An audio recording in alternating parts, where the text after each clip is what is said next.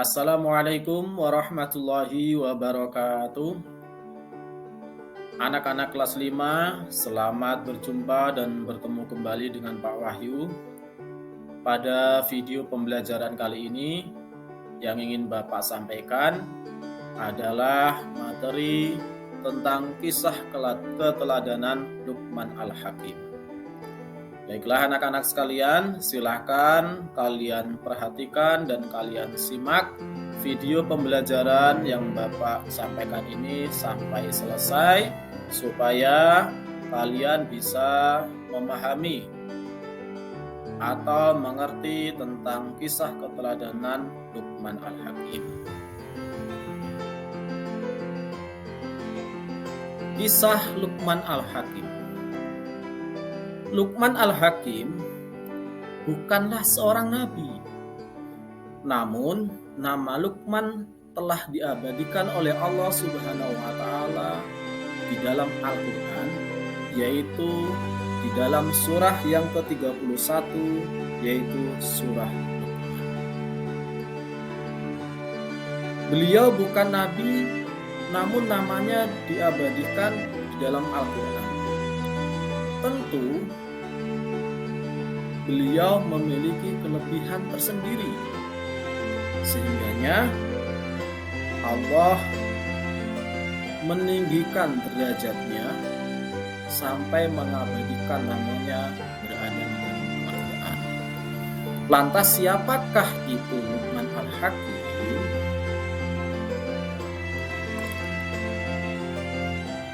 Menurut riwayat Ibnu Abbas, Luqman Al-Hakim adalah seorang pencari kayu bakar di Habsyi.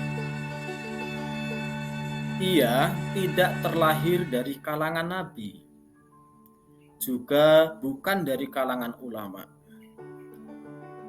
maupun dari kalangan terpandang yang lain. Intinya, Luqman Al-Hakim itu hanya manusia biasa, bukan keturunan nabi, bukan keturunan ulama, ataupun keturunan dari kaum yang terpandang. Beliau, Luqman Al-Hakim, dalam riwayat yang lain disebutkan bahwasanya Luqman Al-Hakim itu hidup di masa zamannya Nabi Daud alaihissalam.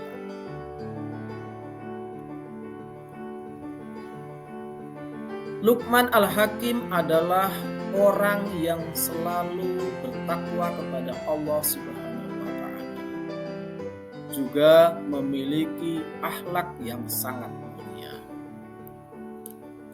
Sehingganya dengan ketakwaannya dan kemuliaan akhlak yang ia miliki, Allah meninggikan derajatnya dengan menganugerahkan hikmah kepada Luqman.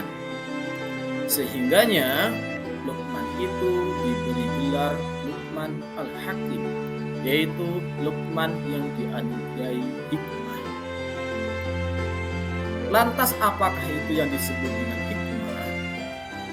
Hikmah adalah perkataan-perkataan yang bisa dijadikan sebagai pedoman hidup, atau hikmah juga bisa diartikan sebagai ucapan bijak yang sesuai dengan kebenaran.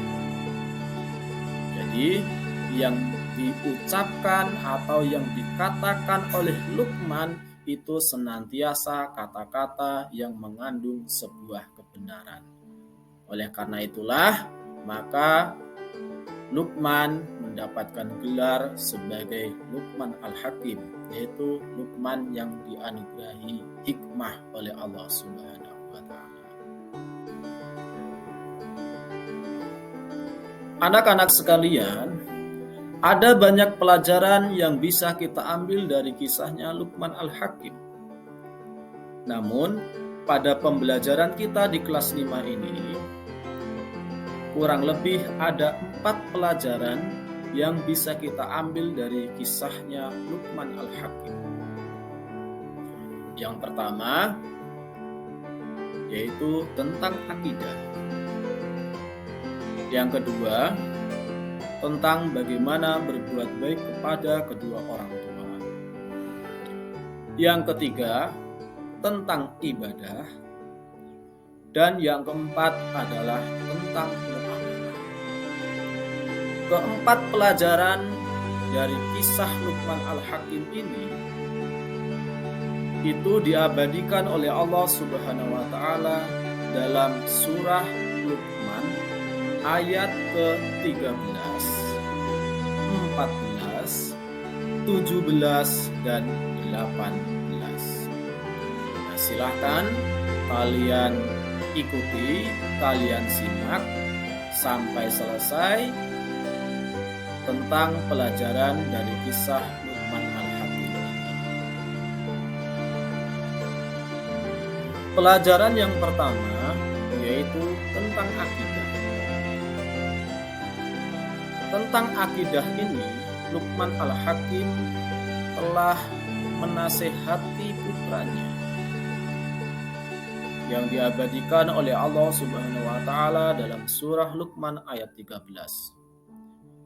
A'udzu billahi minasyaitonir rajim. Bismillahirrahmanirrahim. Wa idz qala Luqmanu libnihi wa huwa ya'idzuhu ya bunayya la tusyrik billah innasyirka la zulmun 'adzim. Dan ingatlah ketika Luqman berkata kepada anaknya ketika ia memberi pelajaran kepadanya, "Wahai anakku, janganlah engkau mempersekutukan Allah. Sesungguhnya mempersekutukan Allah adalah benar-benar kezaliman yang besar." Quran surah Luqman ayat 13.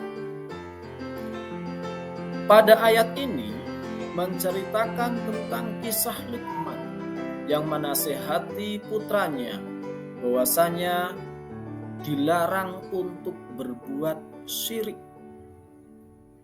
yaitu perbuatan menyekutukan Allah atau perbuatan yang beranggapan ada kekuatan lain selain kekuatan Allah.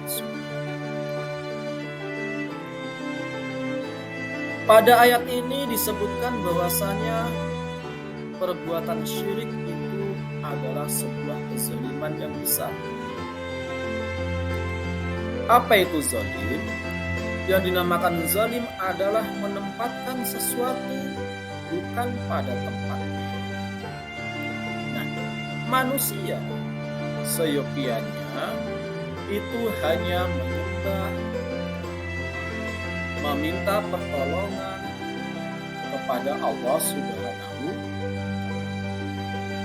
Nah, jikalau ada manusia yang meminta pertolongan kepada selain Allah, maka dia telah melakukan perbuatan syirik.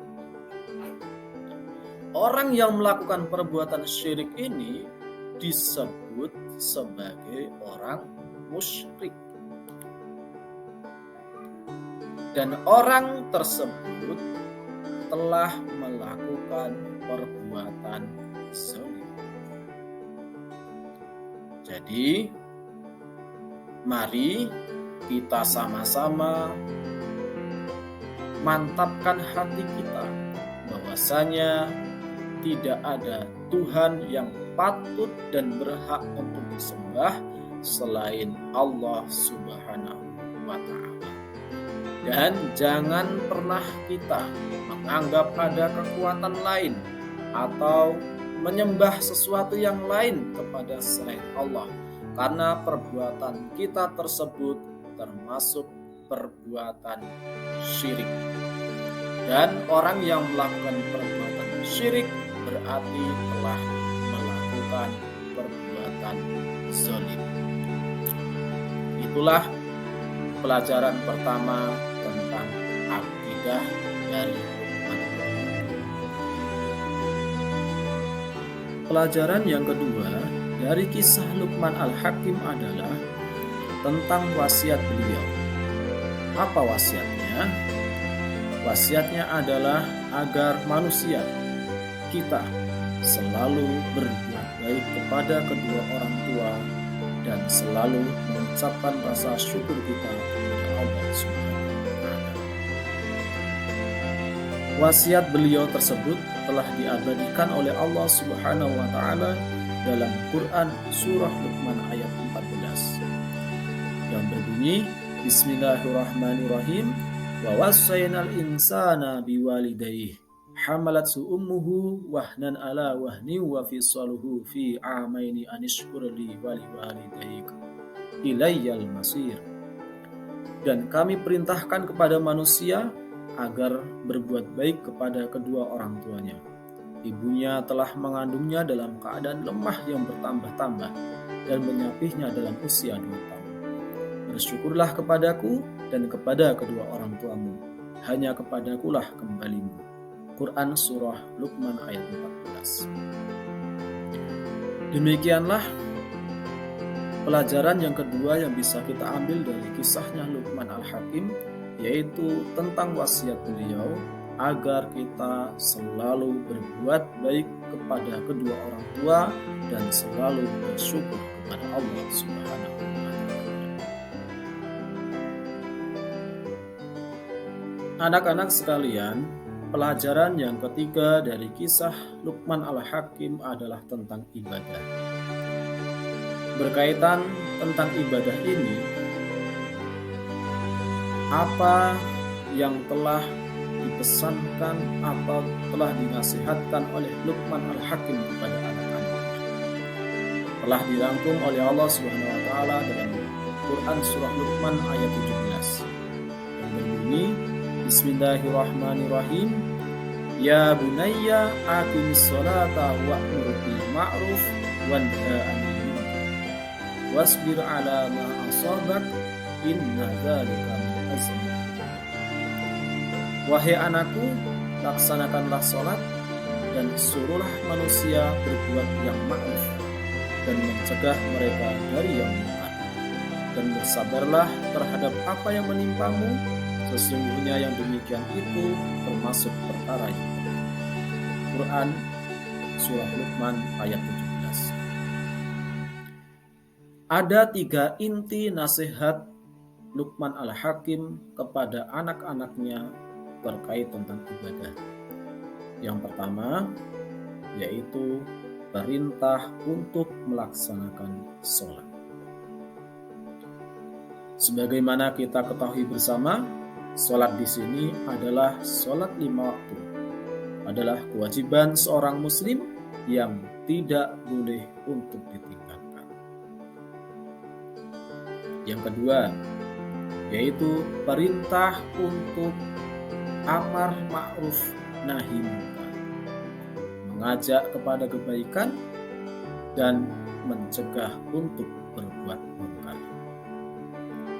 Dan yang ketiga adalah perintah bersabar terhadap musibah yang menimpa kita. Itulah nasihat Luqman Al-Hakim yang bisa kita ambil sebagai pelajaran berkaitan tentang ibadah.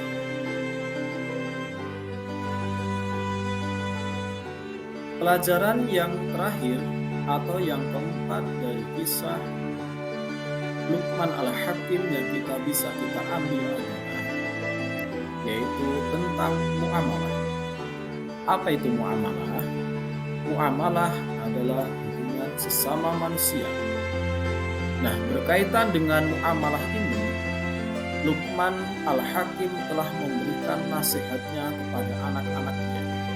Bagaimana cara kita bermuamalah atau berhubungan dengan sesama manusia.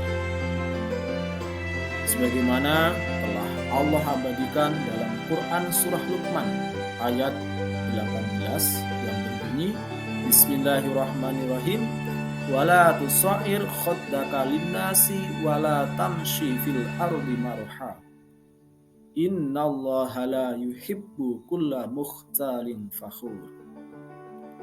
Dan janganlah kamu memalingkan wajah dari manusia karena sombong, dan janganlah berjalan di bumi dengan angkuh. Sungguh Allah tidak menyukai orang-orang yang sombong dan membanggakan diri.